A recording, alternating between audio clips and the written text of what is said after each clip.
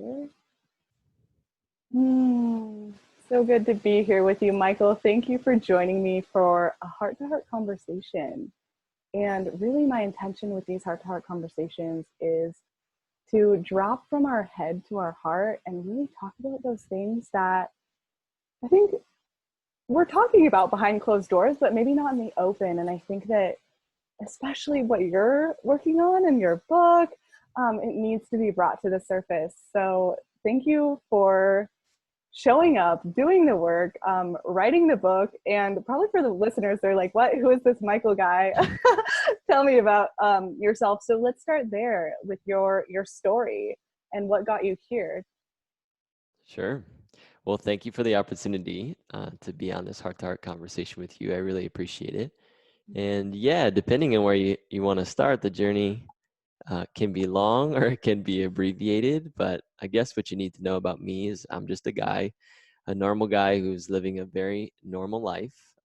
I met the love of my life, my beloved Mackenzie, and that really birthed some new desires for me. Right away in our relationship, I was introduced to sacred sexuality and to honoring sex as sacred. And if you've ever been in divine union, or if you have an intention to be in divine union, then you know your union calls you forward in ways that many other things in your life maybe haven't already or just don't.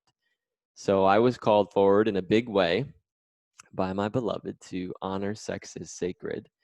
And I really took that on because, in divine union, our partners mirror to us what we already want, what we already desire. So she mirrored to me something that I was really desiring, something that's obviously a big part of my life purpose, my reason for being here. And I took that on and made it my own. So a lot of my journey has been with plant medicines. It's been with other educational material like the Gene Keys, human design. It's been in partnership with cacao, which obviously is a beautiful heart medicine. It's fantastic at helping us access our heart, access our emotional body.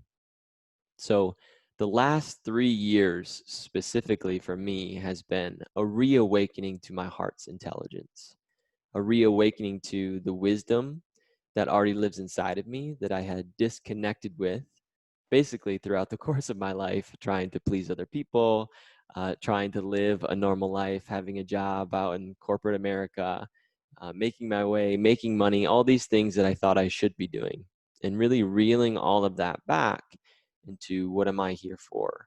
What does my inner being say about this? What's my heart's truth in this matter? And so I've just been synthesizing with a ton of help from my friends, my spirit team, my plant medicine teachers, other guides and mentors, to really land in a place where now I finally feel at the center of myself.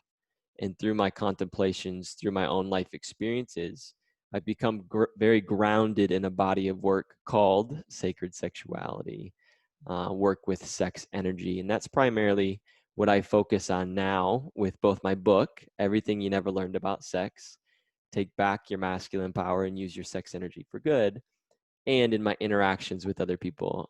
I do mentorship, one-on-one coaching, which that's all it really is just an invitation for people to step into the same level of empowerment that I've come to and my own. And ideally, I can help other people along the way, right?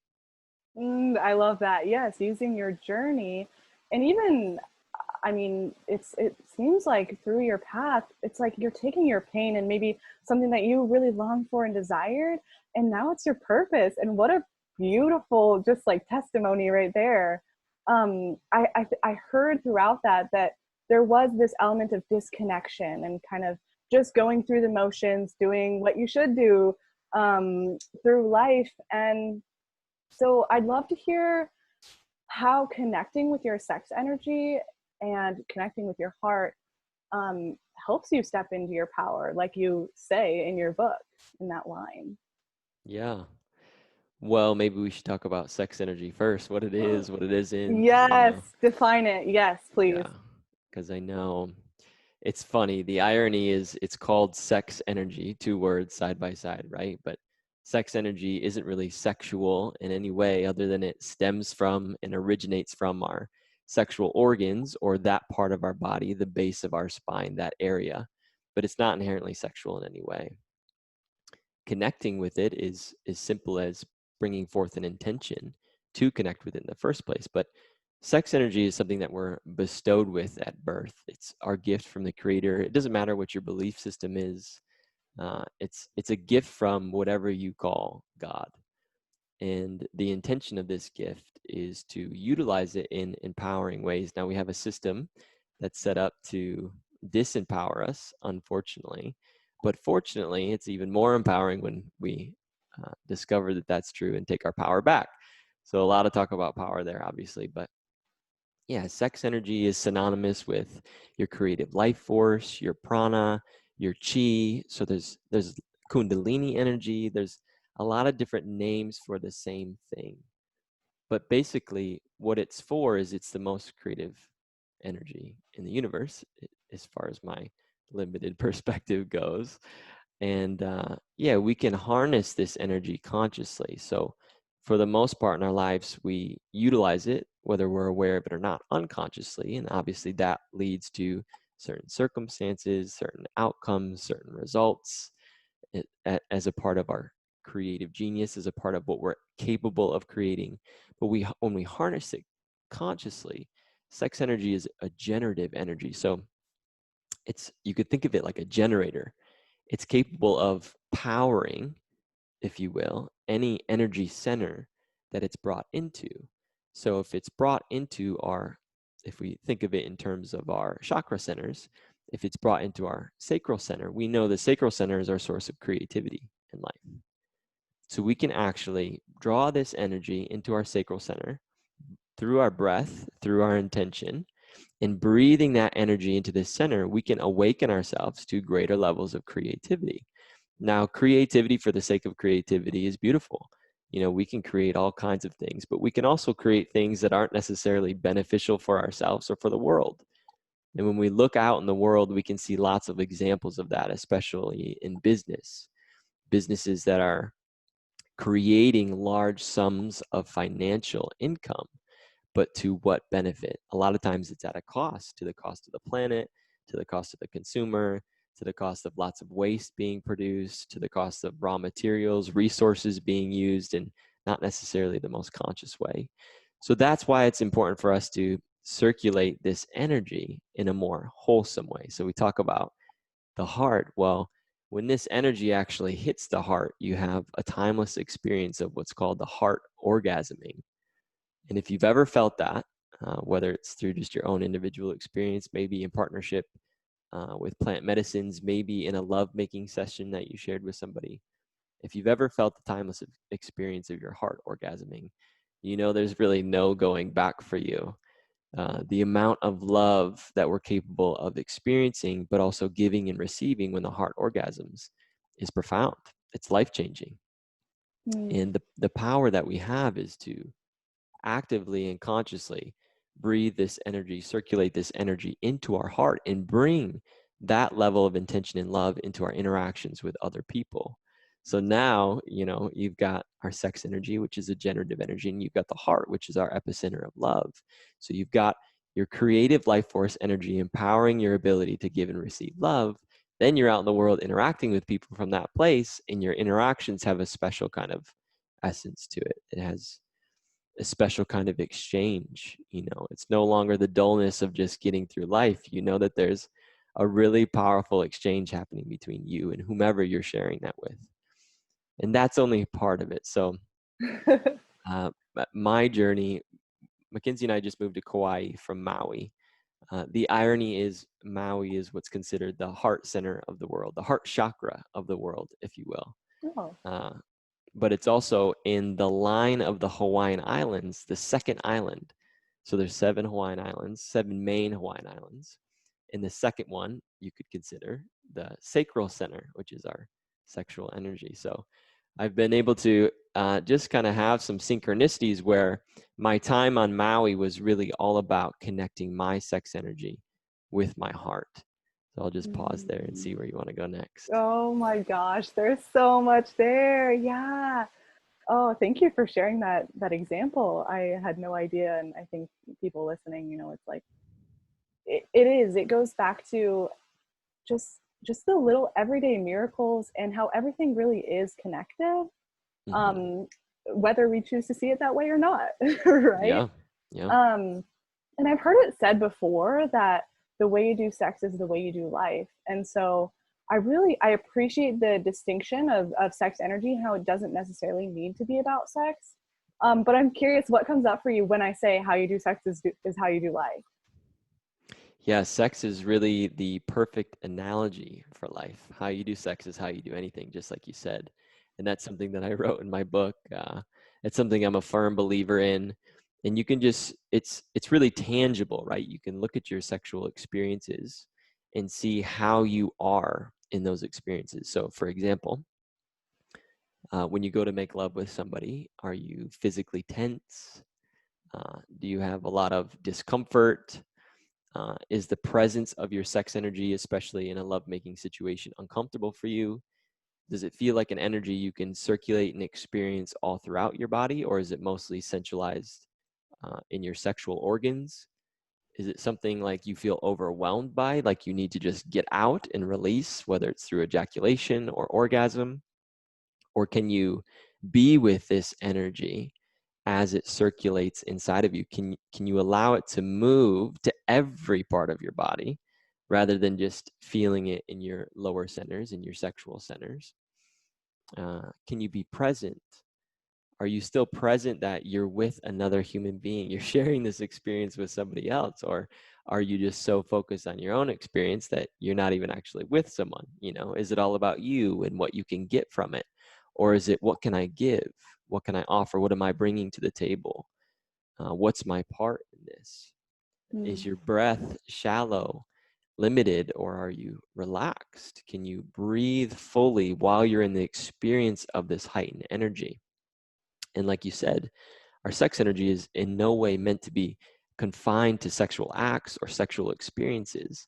This energy exists in abundance within us because it's meant to be utilized in abundance of ways. Expression of our sex energy through sexual acts is only one avenue for this energy. It's actually got many other avenues in our lives, but we're actually trained, most of us unconsciously, and I didn't even know that I was being trained this way, to funnel our sex energy into one area, that area being sexuality, which is probably precisely why we have so many people, especially men in the world, that are quote unquote sexually frustrated and typically angry about it. Men often are angry at women because easy targets. Women are easy to blame for our sexual frustrations, but the sexual frustration is not actually that we're not having enough sex. Obviously, there's a huge invitation here to upgrade our relationship to sex and our experience around our sexual experiences, right? But also to liberate our sex energy. So I know I'm just going now, but the liberation of our sex energy, so many people think that that means being free and open with your body. It means just having sex with anybody, whoever you want at any time, or being in open relationships, or just open relating in general, you know? And from my perspective, sexual liberation is actually the liberation of our sex energy from sexuality so that it's free to be expressed in all areas of our life, not just in our sex life. Which brings me to why I'm so grateful that we're having this conversation, because it's expanding people's possibilities. Like they might not even know that this is on the table. Right. And so it does feel vulnerable to have this conversation and to put it out there in the world. Hmm. Hmm. And so that's why it's like, way to be a pioneer and go first. And I'm, Sure. piggybacking off of you, putting you on this platform because um, yeah, there people are, I see people around me, I myself, I'm frustrated and feel suppressed in this area. And so to be able to talk about it, that's where it starts, Definitely. that conversation. And I think your book is such a great tool. And um, that really is the intention, I will say, behind the book. It's not meant to be this master class where, you know, if you read my book, you're going to be a master in sex energy and sexuality. Certainly that's a possibility, right? But that's not the intention. The intention is really to start a conversation that's, for the most part, not being had, so that relinquish some of the fear around this conversation, because there's a lot of fear around sex, there's a lot of insecurity around sex. And for the most part, I believe that that's because we've got these two things collapsed. We've got sex energy and sexuality collapsed. So we're fearful of going into it because we're fearful of what might happen if we do. Does that mean that we can't be in divine union? We can't be with one partner for the rest of our lives? Does it mean that, our psychology that we've been imprinted with is bad? That if I have sexual thoughts, that means I'm a bad person? There's just a whole world there, right, to go into. But really, I think step one is separating these two things so people can breathe and be like, oh, wow, I can experience, I'm actually meant to experience my sex energy. And just because I'm experiencing my sex energy doesn't mean I'm a sex addict. It doesn't mean that there's something wrong with me. It doesn't mean that I'm hypersexualized. It just means I'm actually freely moving and circulating and in the experience of my God given, my Gaia given, my spirit given creative life force, which is a beautiful thing. Yeah, to be fully alive and turned on by life. Like, isn't that why we're here? I That's just want to right. preach that from the mountaintops. Yeah. You know, Yeah. and I think too about the title of your book, everything you never learned about sex. And it makes me think, well, okay, thinking 20, 30, 40, I don't know, however many years down the road, imagining a world where we didn't have to have a book talking about everything we never learned, right? So where does it start? Do you see this happening, this conversation happening in the education system, in the home, with the family? What do you see are the next steps? Sure. Well, I really feel like, for us that are of a certain age, for anyone that's an adult at this point, we've obviously had a certain amount of conditioning that we've received around sex and sexuality. So for us at our age, there is some uncoupling to do. There is some healing to do. There is some release to do. There's emotional processing. There's all of the things. So for us, it's about coming back to our center, reclaiming our innocence around sexuality. And for the most part, the way in which our innocence was quote unquote taken from us, that's not to take on a victim mentality.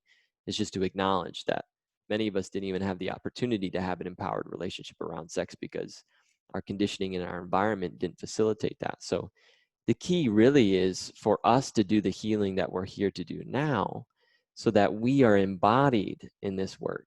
And being embodied in this work, again, it doesn't have to mean that you're a teacher. It doesn't mean you're leading courses. It doesn't have to mean that you're even being a voice in the world for this work. Being embodied just means you feel whole within yourself and in your own relationship to your sex energy, your own relationship to your own sexuality. And that's an energy that we carry, right? So in terms of the future, the future relies on us in a lot of ways because human beings, we are infinitely intelligent by design. So, when you're born into this world, you're not born with shame. You're not born with repression or self-repression of your emotions, of your sex energy. You're born free. And then we inherit things, we adopt things from our environment, the people in our environment. But if you have a child that grows up in an environment where, say, his or her parents are embodied in this work, that energy is going to be felt. That child is just going to be allowed to develop naturally as we were meant to develop naturally. Hmm. And so I don't even necessarily feel that there will have to be a lot of education around it as much as there'll be a freedom. There won't be a repression. There'll be a bigger space or a more clean space in which a child can develop and come into their sexuality naturally. So Yeah. I don't know. I haven't met a lot of people that have had that experience, so I don't necessarily know what that looks like. I think it's going to be something that we're very much going to discover together as friends, as parents. Uh, so it's a bit of an unknown for sure, but I Yeah. also trust the intelligence that these new people, beings, kids are coming into the world with, and that they're going to be teaching us as much as we're going to be teaching them, right? So if they don't Oh, come in with all the same baggage that we had, it's going to be like, wow, how much am I really imposing on my child? You know, how much fear am I bringing to this? Where over there, where they are, there's not actually fear there as it is right now. Oh, children are our greatest teachers. And I know you talked about, well, it's kind of an unknown. We don't really know what it looks like. And it's like, we know what it won't look like. We know it won't look like hiding in your room behind a computer screen looking at porn, because you think that, yeah, whatever, fill in the blank. But I know that it won't involve that, right? The fear and the shame and the guilt and hiding, and even porn, like that'll be wiped out, I hope. And I'd Yeah. love to have you speak on that too, just porn as an industry. And I think that unfortunately it kind of does go hand in hand with the topic of sex and sexuality, and it's Mm. there, present. Yeah. Well, unfortunately, porn and the porn industry profits off of our disempowerment. So, what happens for a lot of young men, what happened for me, I'll just speak to my own situation, my own life experience, is that when my sex hormones came online and I started to go through my changes when I went through puberty, I didn't necessarily feel equipped emotionally to be able to handle this newfound energy that I was experiencing. So we know it's a really strong energy, the energy of desire, the energy of our sex energy circulating. It's a really powerful thing. It's wild, it's organic. It doesn't start out as something that we really have control over, or at least feel like we have control over. So in a lot of ways, it can feel really overwhelming. Add to that the social and societal pressures that are there, especially around men, to be these sexual dynamos, to know everything there is to know about sex, to be like confident machismo around it. And it puts certain pressures that aren't necessarily there naturally. So for me, I resorted to porn for a few different reasons. One, because I was afraid to talk to anyone about the experience I just had, basically the experience of masturbating for the first time. And for me, that was a really magical and pure experience. I mean, I had no conditioning around it, so there was no projection. I wasn't projecting any sexuality, sexual imagery onto it. I was just in the full experience of the energy. So I had no idea what was happening, but I was feeling it all. And when that finished, I literally thought that I had discovered magic. I was like, whoa, what is that? Like, how did I not know about that? Do other people know about that? Have all my friends known about that all along? And like, I'm just catching on, like I'm the newbie, the last one to the party, the last one to figure it out. So there was fear, a lot of fear there. And I didn't necessarily have an open emotional connection with my parents where I felt safe to talk about whatever with them. So that fear, instead of opening me to engage in a conversation or to ask and inquire about this experience, led me to feel like I needed to educate myself to have some sense of confidence before I stepped out into the world and started sharing about this or talking about it. So I resorted to porn as kind of like a safety mechanism. For me at the time, porn seemed like a safe space that I could explore on my own without having anybody else be there. So it was private, to learn and to get educated on what sex is. Obviously, if you know anything about porn, you know it's not the best educator in terms of what sex and what sex isn't, or what it's meant to be, what it's not meant to be. It actually educates you on a lot of, we'll just say, pretty horrible things that, are present in the world right now that we're bringing new light and awareness to. So, yeah, I guess I'll pause there and just see where you want to go next with that. Yeah. Oh, well, I mean, I love hearing about your story and your experience, because I think that's what listeners are going to connect to, is hearing Hmm. about kind of like where you were before and what you struggled with, and how you were able to process and deal with that to come to where you are now. So it sounds like we're maybe in like the like high school age. Yeah, right around there, grade school, Yeah. end of grade school, beginning of high school. Yeah, Okay. Yep. And so yeah. then what happened? Yeah, well, uh, I would say my exposure to porn was like, I went from nothing to everything. So I was exposed to like every kind of genre. I was exposed to every kind of man and woman that you see on pornographic websites. And so immediately, plugging into porn left me with certain insecurities. I felt insecure around the size of my penis. I felt insecure around the way my body looked. You know, I wasn't necessarily chiseled at that point in my life. I was still a young, developing man. So I started to see things that I thought modeled to me masculinity, especially in the realm of sex. And I started to notice that I didn't have those things. So I felt insecure right away.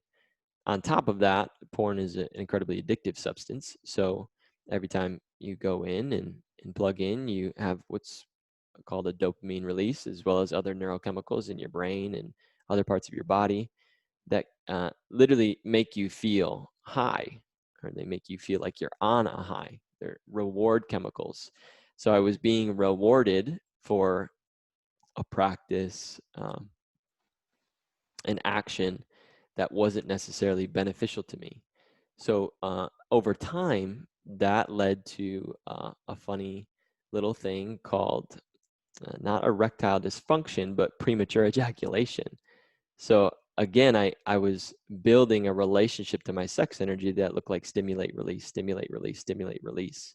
I wasn't necessarily learning how to circulate this energy. So when I started to engage with women, that added on the insecurity. Now I couldn't actually, it felt like I couldn't keep myself from ejaculating.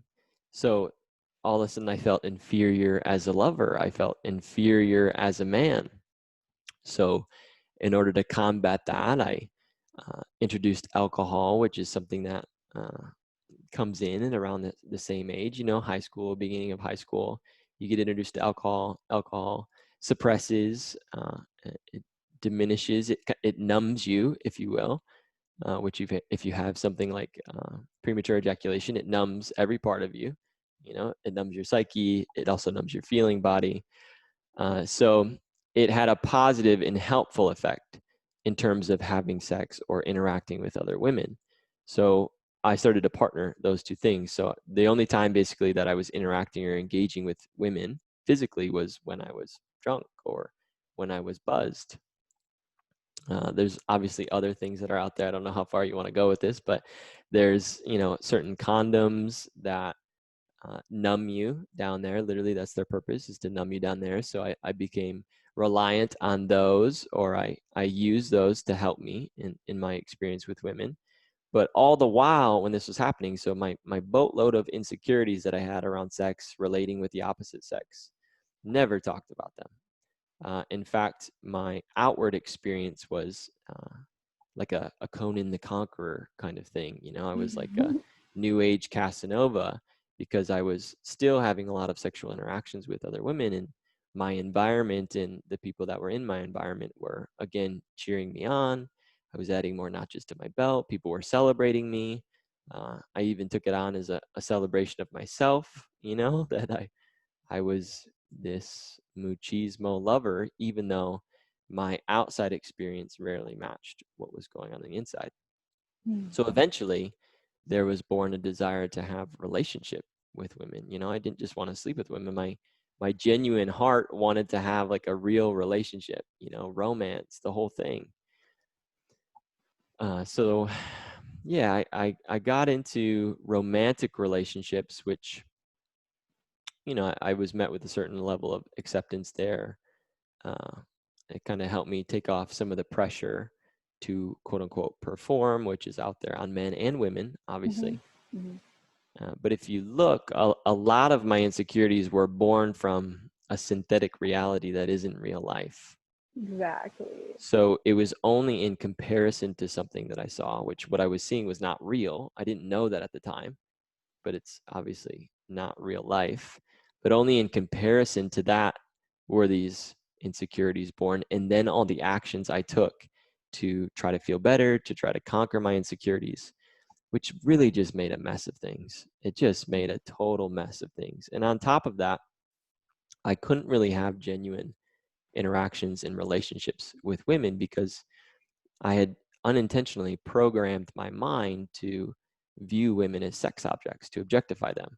So when I was out in my life interacting with human beings, I was unintentionally objectifying them, feeling aroused, and these two worlds began to kind of blend, if you will, into one. This synthetic reality and my real everyday life started to blend into one and merge, and there was suddenly no difference between the two.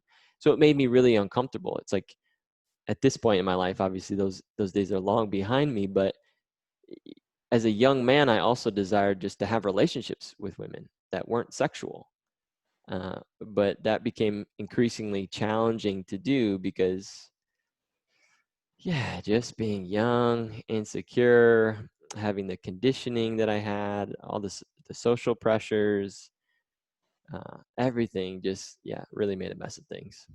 Yeah, I think just the whole idea of connection and intimacy, for a long time that was paired with sex for me. When Mhm. what a concept! You can have connection and intimacy with another human being, and first of all, it doesn't have to be sexual.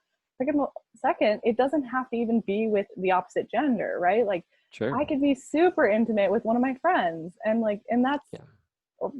that's beautiful. It's a beautiful human experience. And so, wow, thank you for, I just so appreciate your transparency and openness about this, because who else is out there talking about this? I mean, maybe I haven't gone down Sure. the rabbit hole on YouTube far enough, but seriously, Yeah. just refreshing to hear. Yeah. And at first it was really challenging to come out and talk about these things because it was like, what are people going to do with this information? Like, if I tell them everything, then I'm really putting it on the line there. People could come back and say whatever they want to say about me. So it felt really vulnerable. But what I can say is obviously to be at this point now where I can talk about it freely, it's been really liberating because what I've found more often than not is even though I was extremely uncomfortable with being the one to go first, and I know I'm not the only one, but in my world, I was the one to go first because nobody I knew was talking about this. It felt really risky.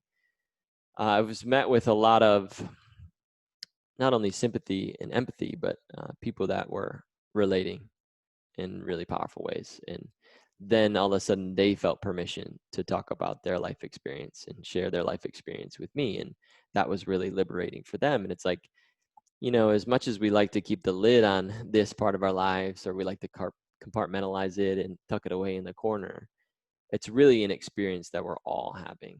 Uh, we're all in the same boat. So, yeah, if I can bring light to something that gives someone else more permission or more freedom to talk about it, whether it's with me or someone else in their life, then happy to do that.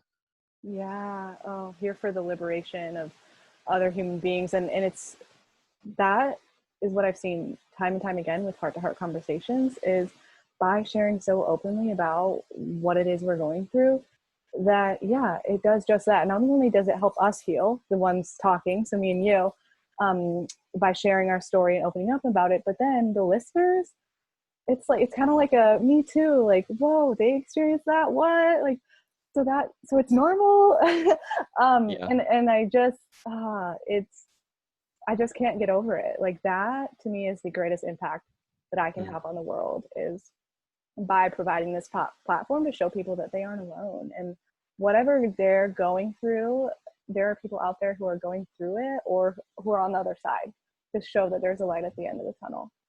totally. Yeah. Absolutely. Hmm. So, okay, Michael, I don't know if you talk about this, because obviously your book is more focused towards like the masculinity side of things. Sure. But as you were sharing, kind of part of your high school years, it's interesting how for males, it's almost seen as, I guess, like, yeah, like an accomplishment and celebrated of how many women you can be with, right? Whereas I feel like on the opposite side for females, there is shame about, oh, you're sleeping around and you're a slut, or whatever words you use there. Hmm. But yeah, I'm just curious if you speak about that in your book, or what you have to say on Yeah, well, I don't know that I can say too much about it because it wasn't my experience. Obviously, I was born a man and I went through a man's experience of sexuality, sex energy, which is not to say that it's all that different from a woman, or not to say that every man's experience is the same. But what I can say is a lot of repression that we're all born into. So even before we mature sexually, there's already shame that we experience and feel around sex. So, I remember I had an experience where I was out on my father's boat. It was just my dad and I. We were on like a fishing excursion together, and the engine died. So we're out in the middle of this lake, and as fate would have it, a huge storm rolls in. And it's raining heavily. The rain's really cold. Lightning starts to strike over the water. I mean, it's really starting to look like the four horsemen of the apocalypse. And I'm just like, this is it. This is where I'm gonna die, right? This is where we are gonna die. It was that serious for me. So I remember huddling underneath the steering wheel of the boat. There's a little cubby hole under there, and just praying. And my prayer was, God, if you just save us from this situation, I promise that I'll stop watching porn, and I promise that I'll stop masturbating. So that's really telling of something, right? That uh, in a situation where I thought I was going to die, that was my bargaining or my offering to God, to the Creator, to whatever you want to call it, to save my life. As if just being sexual, which is obviously something that we are naturally, was inherently wrong in the eyes of God, and that if I made right or did right, he or she would spare me.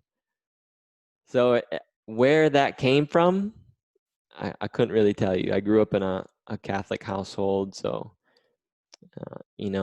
I didn't have anyone talk to me about sex. I didn't get the sex conversation, and that's not to blame anyone. That's just to state the facts.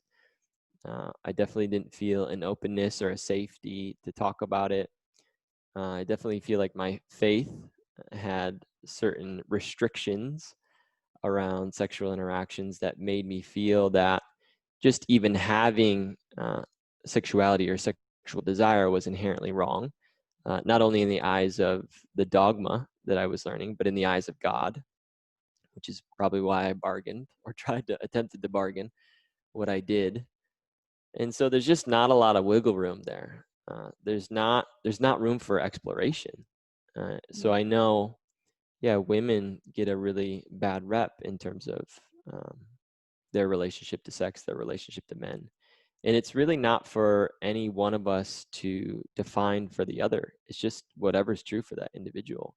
We all have different contracts with everything. We all have different contracts with sexuality. For me, it feels really good for me at this point in my life to be in a monogamous relationship where I'm exploring sacred sexuality with my beloved. For someone else, that might be different. For someone else, their spiritual experiences might come from bringing this to many people, to other people. And certainly there are healers out there that are doing this work specifically for men. I know when Mackenzie and I, after we had gotten together, it's kind of ironic, like for a Valentine's Day gift to create more intimacy in our union, we went to this course. It was a Lingam massage course. And so it was like already risky. I was like uncomfortable with it. Even just mentioning Lingam massage, like, what the hell is that? Like, and there's other people that are going to be there. So I'm thinking, we're going to go and they're going to train us on how to do this. Maybe they'll walk us through the steps, and maybe like we'll put a blanket over ourselves and we'll practice like in private or something like that.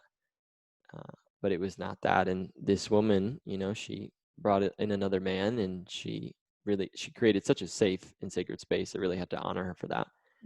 And she started practicing on this man right in front of all of us.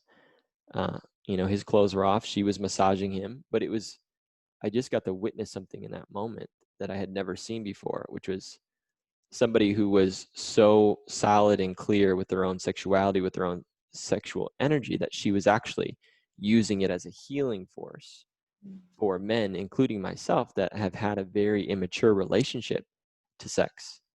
And so she was introducing me and all of us that were there to a new relationship to something that is actually creating intimacy as opposed to just, stimulate release. And so, we were there and we practiced just alongside of everyone else. And Part of the practice was maintaining your eye gaze with your partner. So you're very focused here. You're not like looking around the room at what everyone else is doing. But that was truly eye-opening for me. And so there are people that are called and are meant to do that work in the world, that are meant to work one-on-one with men or women and help them heal and help them expand in this area.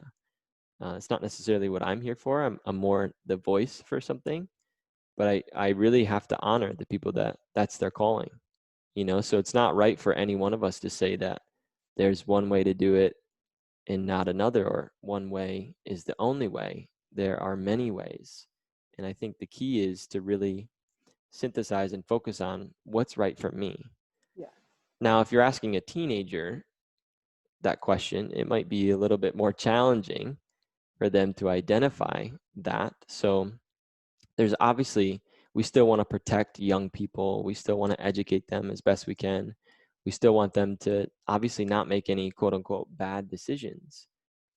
But ultimately, what I said before is creating a really safe environment in our family households where people can talk openly about this, so that there isn't the shame. Because when we go into sexuality with shame already on our shoulders, it just creates, more distortion, if you will.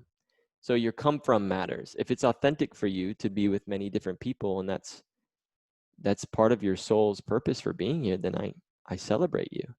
But if it's not, and you're throwing your body around because you have wounds that you've never addressed, it's probably not helping. You know what I mean? So we have to do the work to get down to what's at the foundation, what I call our come from. What's actually driving our sexual behaviors? And I feel like that's really important. That's the work that, people of our generation are meant to be doing right now. And even for myself, I could identify that what was driving my sexual behavior was not authenticity, right? It was a desire to feel like a man. It was a desire to be seen like a man, to be acknowledged as a man by my peers. And really the wound that came from was feeling like I had never been acknowledged as a man by my own father. And again, that's not to blame him or make him wrong. He was just doing the best he could with how he was raised, his upbringing, his life experiences. But it certainly had an impact on me. So I was looking for validation, and I found validation through sex and through sexual experiences with the opposite sex. But I didn't necessarily have to go down that road. Some people look for validation in their careers. They become super successful. They make a lot of money, and they think that gives them some kind of status, and that uh, uh, has them feel less secure. But unless we address our insecurities head on, we're always going to be masking or covering something up. So we need to get down into, what's actually driving our behaviors, right? Yeah, that come from, so it's like the intention behind your actions and what's really driving you. Mm-hmm. Mm-hmm. Yeah. Yeah. Yeah, that's important to acknowledge. And of course, it's not like you woke up one day and you're like, yeah, that is why I was having sex with so many women, right? Like it did take time, and it took really reflection and looking back on your life. And sometimes that can be hard. That's sometimes the hardest work, is looking in the mirror and seeing those maybe dark or shadow sides that you've worked so hard to cover up for your whole Right. life. Yeah. But Yeah. I think Again, you, we cover that up because of shame. You yep. know, we think we're wrong or bad, or again, even back to my childhood, somehow bad or wrong in the eyes of God or in the eyes of our creator. So it creates a mess, like you get worthiness in there. Even just, there's obviously an innocence to our sexuality. There's an innocence to pleasure. And again, we say that sex is an analogy for life. Something I didn't say is, how much pleasure do you allow yourself to receive in your sexual interactions, either with other people or with yourself? Because it's an acknowledgement to how much we allow ourselves to receive in life. How much support do we allow ourselves to receive? How much abundance do we allow ourselves to receive? How much nourishment? They're all related. We can't compartmentalize these things. So we can learn a lot from our sexuality. And even though it's one area of life, and we've got all of our conditionings that seem like they're around this one area of life, they actually bleed into all other areas of our life. So even if we were to just only focus on our sexuality and healing our relationship to sex for the next 10 years, it would ultimately have a positive impact on all areas of our life. Oh, definitely. And as you're talking about pleasure, I like to say pleasure is our divine birthright. And imagine if we operated from that space. And yeah, like same thing with sex, and then also with money. Yeah, if you aren't able to receive in sex and like fully surrender and let yourself go and experience that pleasure, then chances are you're probably also lacking in the money area as well. Right. Just a wild guess there. Yeah. But yeah, I think it's all connected. And so um yeah, to be having this conversation and sharing it with folks, it opens up so much space I to agree. talk about it and to heal. And um yeah, there's the possibilities are endless. Totally. And it requires a lot of vulnerability, which inherently requires a lot of bravery. So there's a whole initiation there, just to be able to open our mouths and speak the truth of the truth of the truth of the truth, distilled down to its very essence, no filters, no barriers, no looking good, just whatever our actual truth is, whatever our actual life experience is, to be able to just speak it, and the freedom and the spaciousness that comes from that, and that's really not to say that there's not responsibility to be had. I think it's a fine line. We all have our conditioning that we've received, but at some point we have to take responsibility for it, right?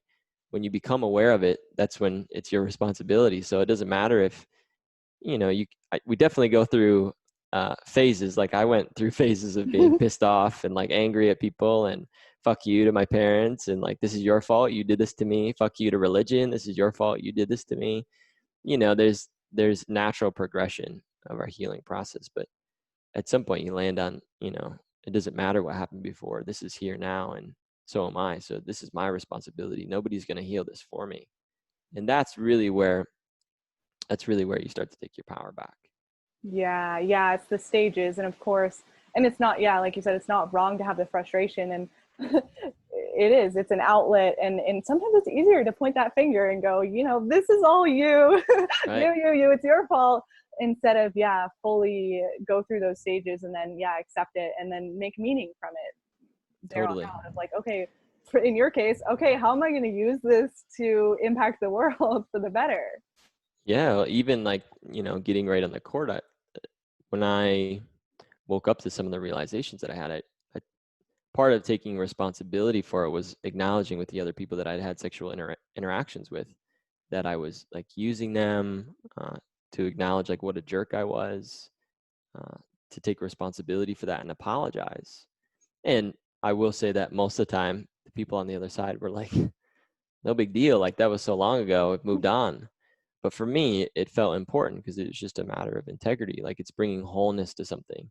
It's not saying I'm a bad person. It's saying, I can see where I was acting from, and I'm sorry if that hurt you. And so even if you're in a relationship and you're still watching porn, there's going to be something to take responsibility for, to be accountable for. You're going to have to either apologize for your leaky energy, and that, you're giving that away to other people and other things, uh, or you're just going to have to really see in your partner's eyes the real impact that our actions have had on them, you know? And again, that's not to put more shame on our shoulders. It's just to acknowledge it. Like that's the real healing process. When you look someone in the eyes and you say, "Yeah, I was a real asshole and I'm sorry," and you mean it. Yeah, and that, I guess you could say there's shame in that because it is shameful in some sense, but by you speaking up about it and sharing it, that's the freedom, that's the liberation and healing. Because by saying it and them, however they respond, I think that's also the scary part, is you don't know how they're going to respond, right? There's just so Totally. much uncertainty and fear there, but it's healing for you. Like it lifts that off your shoulders. Like, oh, I can breathe, and there's so much more possible on the other side then, Absolutely. through that intimacy and connection by sharing Absolutely. vulnerably. Yeah. This is so good, so juicy. I want to make sure that, if there's anything that we haven't covered that you want to make sure and take the time to share, during this heart-to-heart conversation that we make the space for that.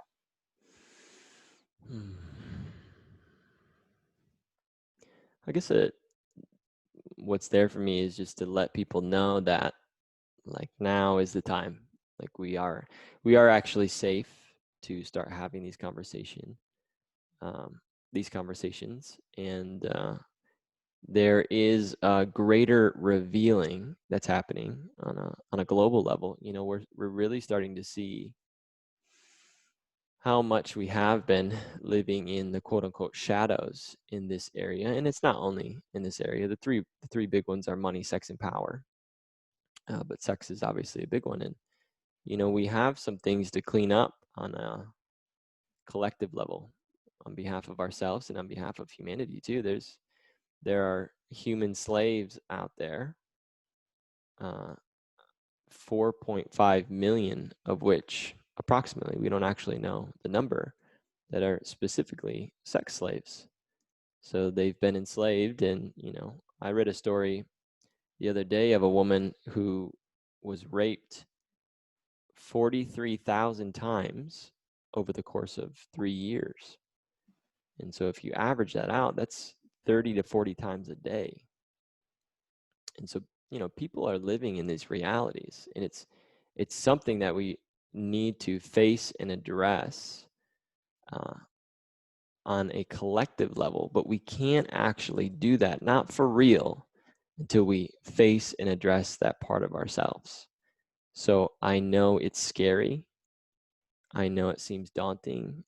I know when I discovered that this was going to be some of the work that I was doing in the world, I asked that it would have been anything else. Like, really? Like, it couldn't have been anything else, any other topic, any other subject, you know, like it had to be this one. But this is what I needed. You know, we teach the things that we need to learn the most, and I really needed an education in the realm of sex. And it's okay to admit that. It's okay to say that. It's okay to say, I don't know where to go from here, but I know I want this to be different. So allow those desires to really develop, those sacred desires. I desire a different experience with my sexuality. And then just open yourself up to it. And the teachers, the healers, the people, the courses, the books, they'll show up. And you can just start making your way step by step. It's not something that's going to get fixed overnight. For most of us, it's a 20 or 30 or 40-year habit. So it's going to take time. For me, it took almost 3 years.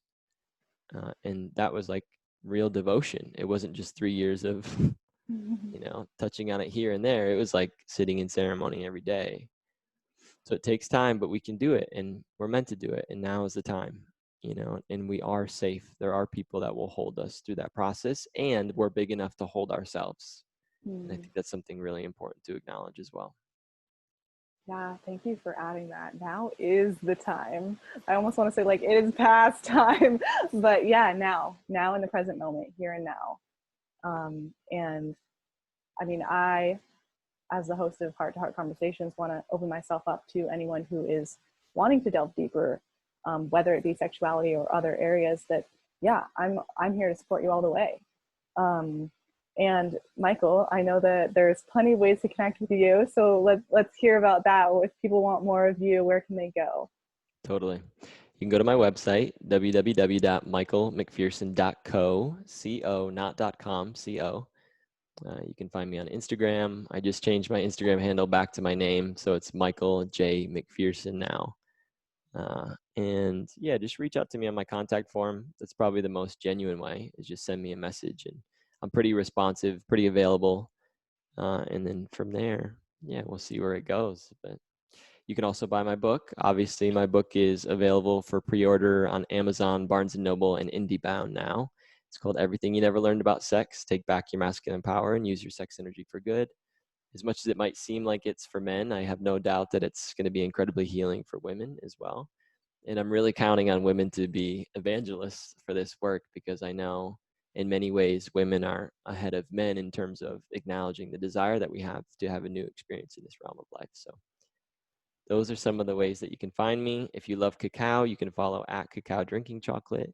You can go to our website, www.flycacao.com. You can order some cacao, start this heart opening process. That's also a way that you can interact with both Mackenzie and I if you desired to interact with us as a couple. Thank you, thank you, thank you. This has been beautiful and so perfect. And thanks for sharing your heart, Michael. Absolutely. Thank you for the opportunity. Of course. Take care.